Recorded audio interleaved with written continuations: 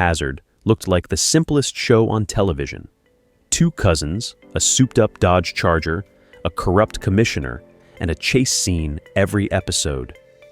Behind that simplicity was one of the most chaotic productions in television history, a car shortage that nearly shut down filming, a pay dispute that emptied the cast, a replacement experiment that collapsed in 6 episodes, and a flag on the roof that turned a hit show into an international controversy that is still costing the franchise money decades later. Here is what was actually happening behind the scenes of one of the most popular shows of the 1980s. The General Lee problem.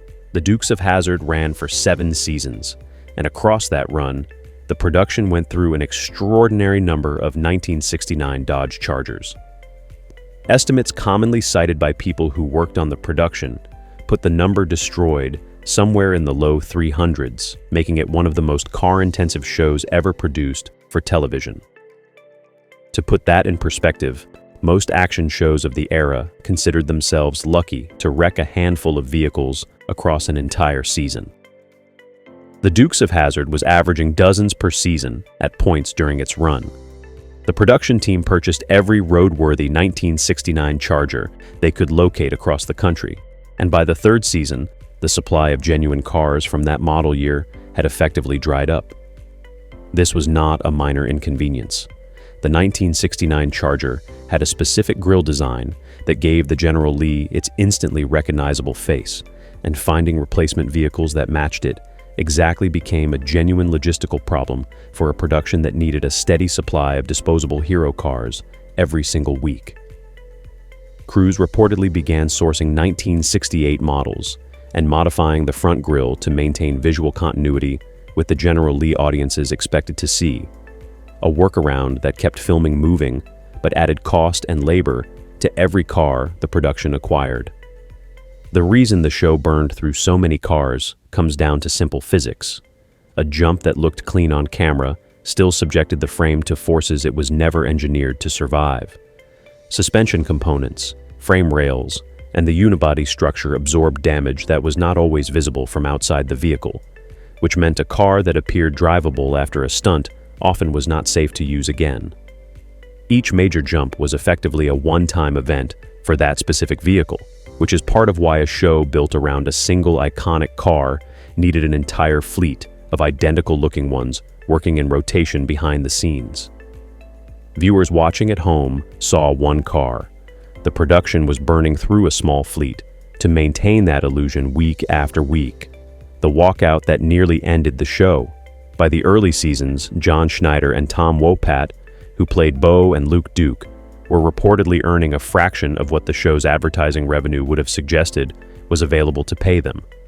As the series became a genuine hit, generating significant revenue for the network, the 2 lead actors discovered that Catherine Bach, who played Daisy Duke, had negotiated meaningfully better terms for her role, including merchandise participation, that the male leads did not share despite General Lee toys, and other merchandise trading heavily on their characters as well. For 2 actors carrying the action and driving sequences that defined the show's identity, learning a co-star had secured a substantially better deal created an obvious sense of grievance.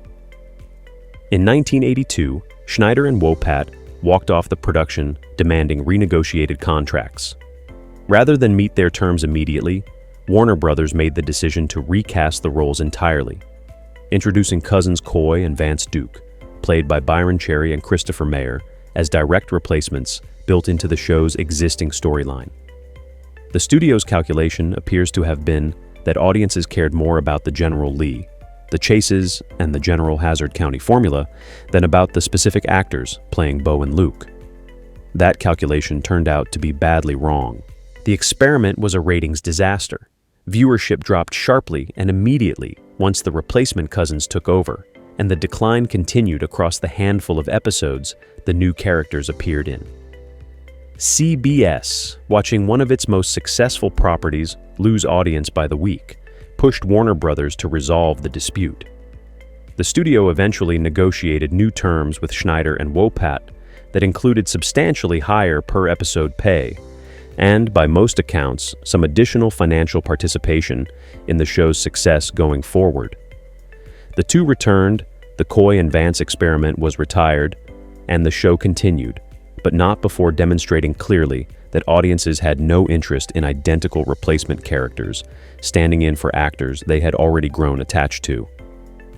It remains one of the clearest examples in television history of a network testing whether a hit show's appeal lived in its concept or its cast, and getting an unambiguous answer. The flag.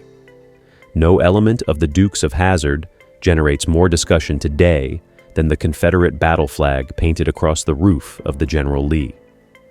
At the time the show aired, the flag was used as a regional and rebellious visual shorthand, without, by the production's own later acknowledgement, much consideration of its broader historical weight or the offense it caused to large parts of the audience.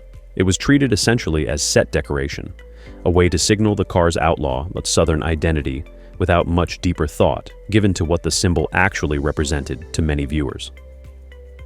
The show did face genuine international licensing and broadcast friction over the imagery in various markets over the years, and the controversy did not fade after the show ended. If anything, it resurfaced with significantly more force decades later as cultural attitudes toward Confederate imagery shifted.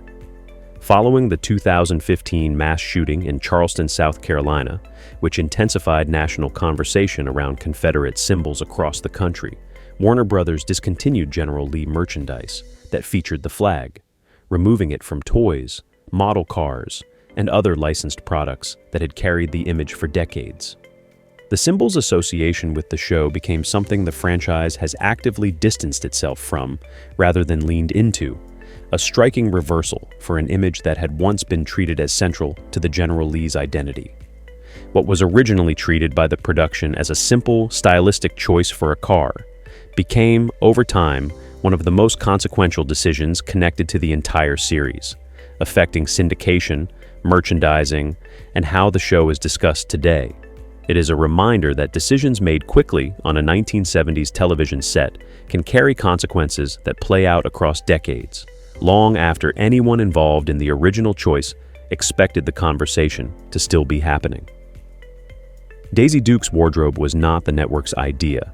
When Catherine Bach was cast as Daisy Duke, the costume department initially presented her with a more conservative wardrobe befitting a wholesome farm girl character, the kind of outfit a network might assume audiences expected from a rural family sitcom.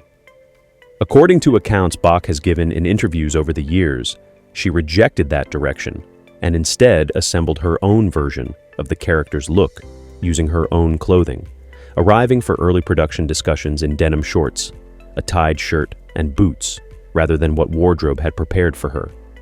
Her argument was practical rather than aesthetic. A young woman actually doing farm work in rural Georgia summer heat would dress for function, not formality. Long skirts and blouses made no sense for someone who was supposedly running a farm, working outdoors, and occasionally getting into car chases alongside her cousins. Producer Guy Waldron reportedly agreed with her instinct, and the look Bach designed herself became one of the most recognizable costumes in television history, spawning the term Daisy Dukes that remains in common use for that style of shorts to this day, decades after the show itself stopped airing new episodes. The costume did draw attention from network standards departments concerned about length and styling, which was a fairly routine tension for the era, given how conservative network broadcast standards generally were at the time, particularly around female cast members in form-fitting clothing. Separately, and somewhat famously, Warner Brothers took out a publicity-oriented insurance policy reportedly valued at $1 million on Bach's legs through a Lloyd's of London-style arrangement, a stunt that generated significant press coverage at the time and became one of the more memorable footnotes of the show's marketing history, regardless of how literally binding the policy's specific terms actually were in practice. It was the kind of publicity move common to the era, designed to generate headlines as much as to provide any genuine financial protection. James Best did not have a stunt double. Best, who played Sheriff Roscoe P. Coltrane, was already in his 50s when the show premiered, considerably older than the typical action stunt performer of the era. By multiple accounts from people connected to the production, Best performed the overwhelming majority of his own physical comedy and driving stunts throughout the show's run, rather than relying on a double, a choice that reflected both his background as a longtime film and television actor with substantial physical performance experience and the practical difficulty of finding a double who could replicate his specific comedic timing and body language. Roscoe's pratfalls, near misses, and the character's habit of crashing his patrol car into ditches, fences, and the occasional body of water depended heavily on Best's own physical performance, rather than a stunt professional standing in for the close-up emotional beats. It is a detail that often surprises people watching the show today, given how central Roscoe's pratfalls and crashes were to the character's comedic identity across all 7 seasons. An actor in his 50s throwing himself into stunt work week after week for a network television schedule represents a level of physical commitment that does not get discussed nearly as often as the General Lee's jumps do, despite Best's contribution being just as central to the show's tone. The voice everyone remembers, but few think about. Waylon Jennings provided both the show's theme song, Good Ol' Boys, and the narration that opened and closed nearly every episode, delivering lines that became as recognizable as anything any on-screen cast member said. Jennings' involvement gave the show a distinct country music credibility that connected it directly to its rural Georgia setting, lending an authenticity that a generic narrator voice never could have provided. His narration style, warm, knowing, and a little amused at the chaos unfolding on screen, became inseparable from how audiences experienced the show, framing every chase and every scheme with a wink that told viewers not to take any of it too seriously. Jennings never appeared on camera as a character, which makes his contribution to the show's identity somewhat unusual. A voice audiences never saw became one of the most recognizable elements of the entire production, proof that a show's identity can be built as much through sound as through anything happening visually on screen. The man who did not love playing Boss Hogg.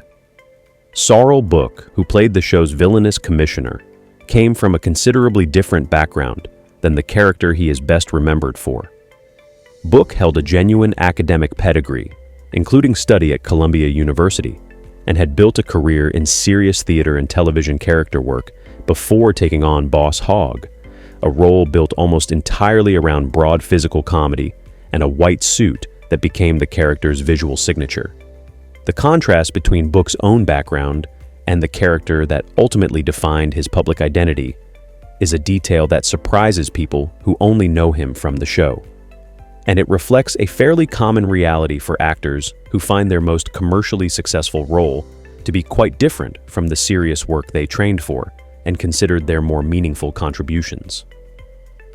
Boss Hogg's broad comedy and constant scheming made for an enormously popular character, even if the role bore little resemblance to the kind of serious dramatic work Book's academic and theatrical background might have suggested he was best suited for. The ending nobody planned for. CBS canceled The Dukes of Hazzard in early 1985 after declining ratings, a cancellation that reportedly came with limited advance notice relative to how much preparation a proper series finale typically requires. The production scrambled to put together a closing episode that gave the characters some sense of resolution, rather than simply ending mid-season on whatever script happened to be next in the queue. For a show that had run 7 seasons and become a genuine cultural phenomenon, ending on an arbitrary episode with no closure would have felt like an unceremonious way to wrap up something that had meant so much to its audience. The result has been described by people involved as rushed by necessity, assembled under significant time pressure rather than planned out as a deliberate send-off, which is a common fate for shows that get canceled abruptly rather than being given a final season they know in advance is their last. Plenty of long-running shows from the era share this same story. A network decision arrives faster than the production can properly prepare for, and the cast and crew do what they can with the time available to send a beloved show off with some dignity intact. What all of this adds up to is a show that looked effortless on screen and was anything but behind the scenes. a car that needed an entire fleet of doubles to survive its own stunts. A pay dispute that nearly ended the show entirely and proved conclusively that audiences would not accept replacement leads no matter how identical the new characters were on paper. A piece of imagery on a car roof that the production treated as decoration and the world eventually treated as something far more serious, with consequences the franchise is still managing today. A wardrobe choice an actress made herself against the network's original instructions that became one of the most recognizable costumes in television history. An actor in his 50s throwing himself into stunt work that younger performers might have hesitated to attempt. A narrator audiences never saw whose voice became as essential to the show's identity as any character on screen.